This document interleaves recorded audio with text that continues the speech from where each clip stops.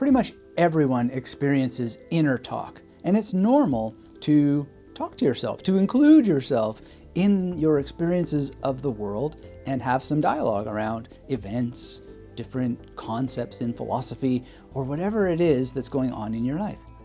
The problem is that inner talk can also be a barrier, especially a barrier to critical thinking, as we'll discuss today. But luckily, critical thinking can help you reduce the inner voice that creates barriers. And one way to do this is to think more about what the inner voice is. So there's a term called SRIN, or self-referential inner narrative. And it can be a very helpful thing, and it can be a barrier. And we're going to talk about how to reduce it. So some people call self-referential inner narrative blah, blah, blah, or the monkey mind, whatever you call it, that repetitive inner nagging, that voice that just won't shut up, that is sometimes helpful in solving problems.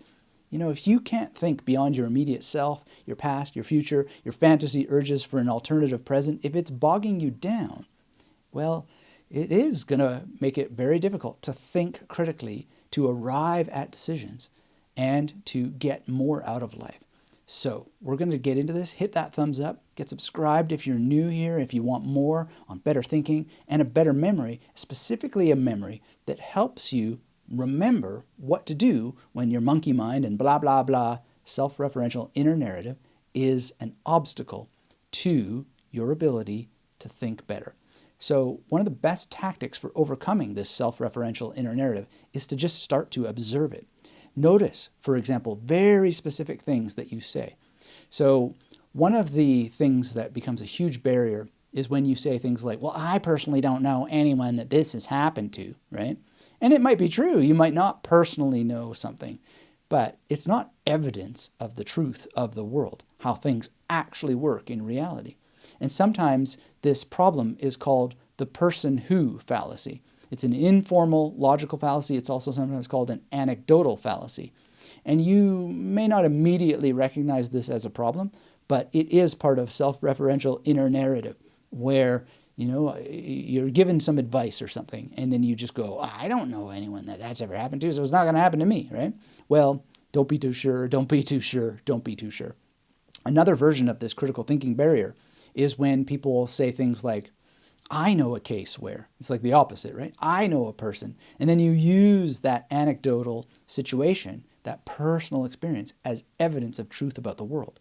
Now, I'm not saying that those things are not necessarily valid and true, but as a critical thinking barrier, learn to stop and think when you hear yourself saying such things. And then look at the larger context. Look at your neighborhood. Look at your city, your region, your country, your continent. Does your personal anecdotal life really connect that much to an entire hemisphere of the world? I mean, if you really want to go for gold, compare yourself against the entire universe. Look, it can be that your grandma smoked until she was 109, but that doesn't mean that it's not going to be a health problem for many, many other people.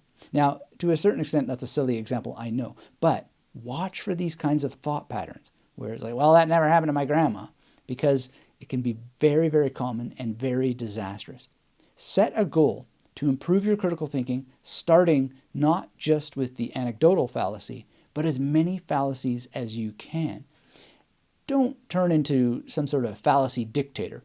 You know, that's not fun either, but just notice, that's fallacious thinking. And one way to do this is just to start journaling examples of how you think throughout the day, and start adding in, peppering in some knowledge of what are called cognitive biases. There are a bunch of these as well. Using memory techniques that we teach on this channel, you can absolutely start to remember many of them, notice how they're appearing in your life, and then make better decisions. Don't start developing self-referential inner narrative, blah, blah, blah, monkey mind, based on things that your brain is predisposed to do. So to make this concrete, one memory bias that I suffer quite badly often is called recency bias. Oh, my recent video only got so many views. Everything's going downhill. Blah, blah, blah. Monkey mind. Cumulatively, there's, I don't know, a couple million views on the channel. And sometimes you get this outlier video, like my video on Ramon Lull and the memory wheels, that just kind of mini skyrockets compared to other videos.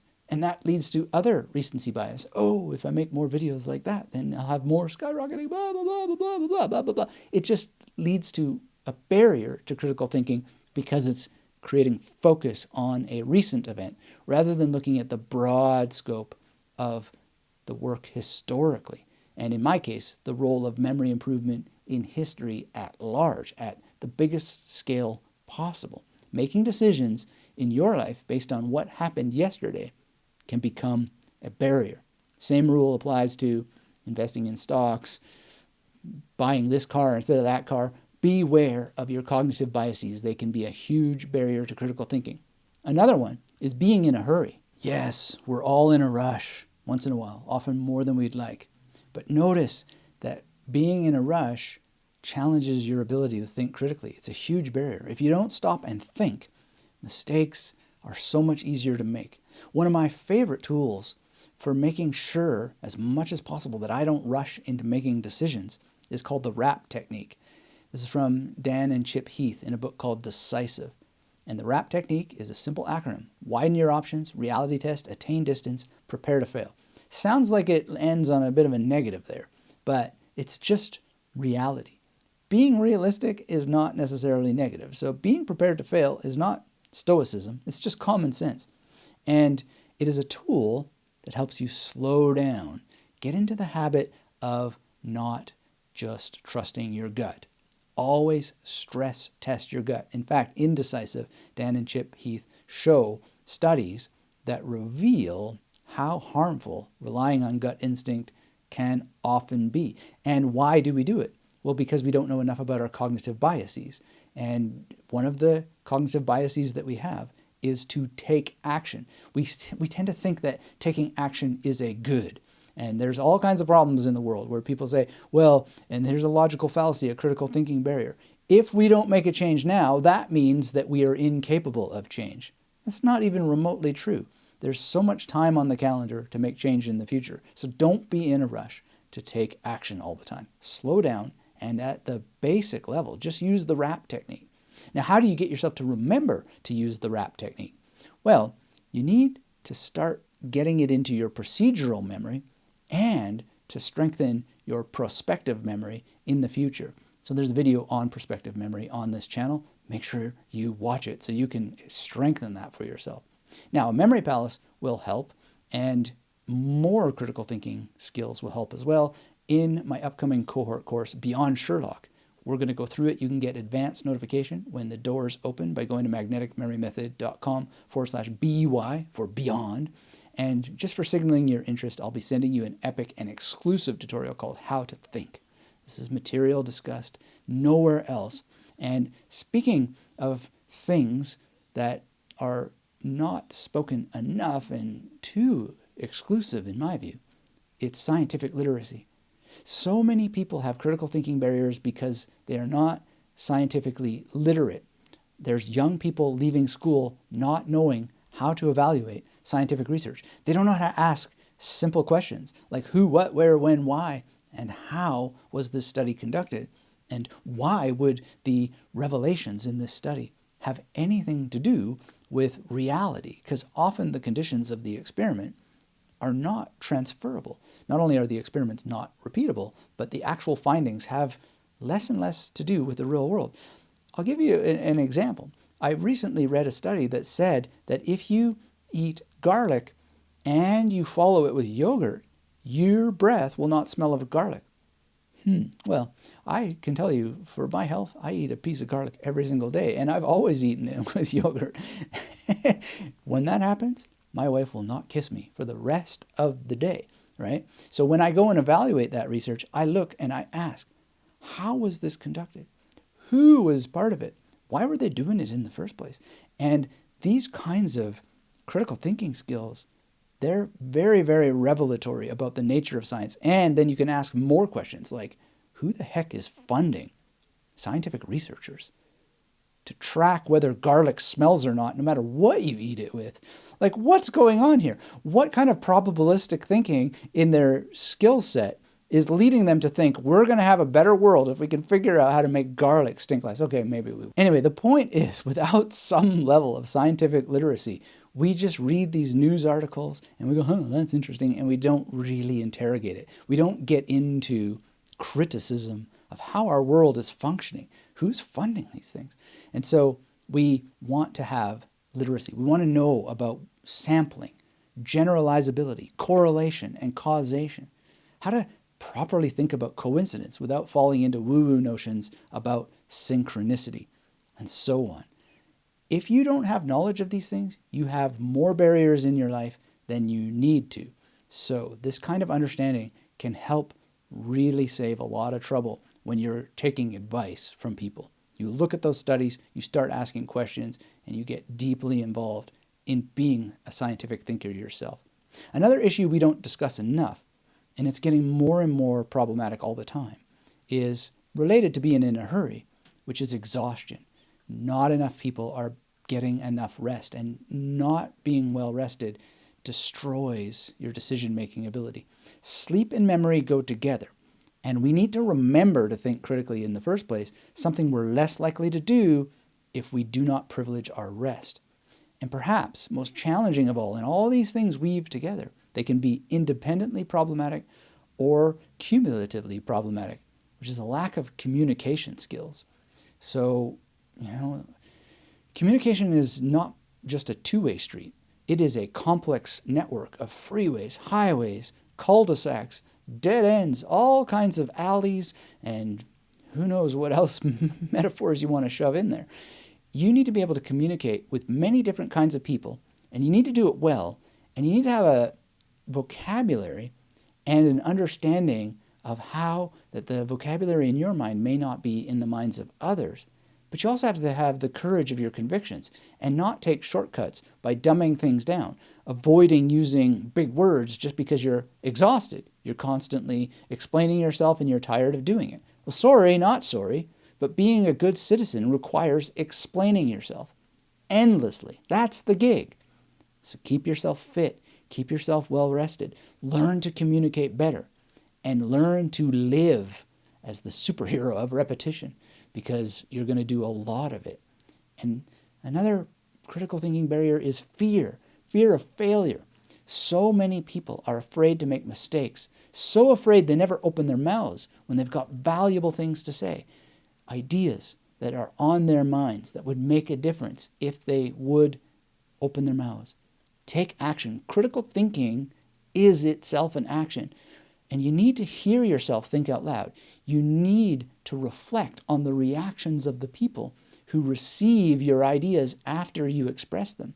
Keeping your mouth shut because you're afraid just circles us back to self-referential inner narrative.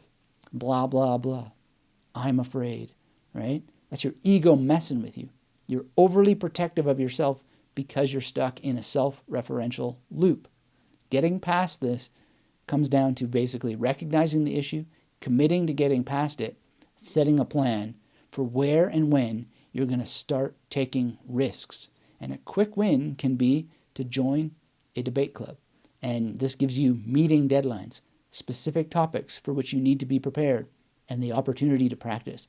You'll have removed this common barrier to critical thinking in no time. And if you can't get to debate club, you can always put your real name and your face on your screen name for a change, and lay out your opinions based on substantial paragraphs instead of alphabetical soup acronyms like LOL and emojis, and actually write substantially about your ideas with your own name on it. And then you'll experience your ego taking a few blows from time to time. You may have a spike of self-referential inner narrative, but that can be tremendously useful for not only learning how to manage your ego better, but for learning to communicate more effectively the next time around.